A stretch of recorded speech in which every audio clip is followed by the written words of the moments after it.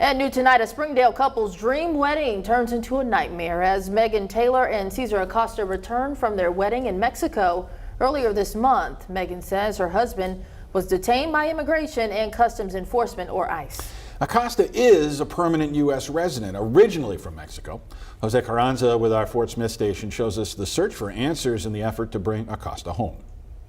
Megan Taylor and Cesar Acosta met as students at Northwest Arkansas Community College. We were English partners in our first semester of college. I reviewed his paper and I was so harsh on reviewing his peer review paper, and he was so kind and he took it with grace and patience. That became the start of their love story. On February 9th, after 8 years as a couple, Megan and Cesar got married in Mexico, surrounded by their friends and family. They rushed home on Valentine's Day, catching a flight after the bride's grandfather died.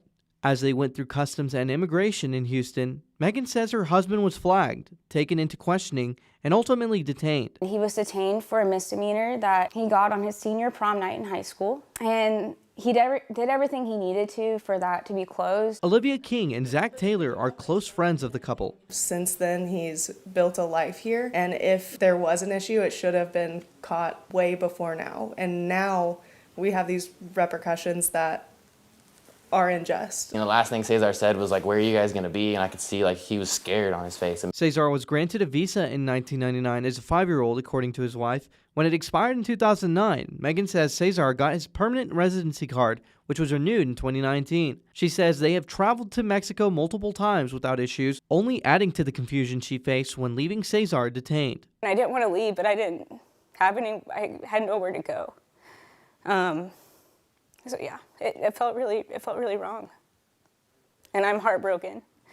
And I felt like I wasn't doing what I should have done as a wife, a partner. Like, you're not supposed to leave their side, but I wasn't able to be there with him. Now, friends have gathered to help the two, even planning a fundraising and awareness event. We're all just doing what we can to support her and do what we can to get Cesar home. And for Megan, home means next to him, even if that's leaving a career, friends, and family. We've been partners for 8 years, and we just got married a week ago, and I'm not leaving his side now. It's just the beginning for us, and I'm praying that we get to continue our journey and build our future and our lives here.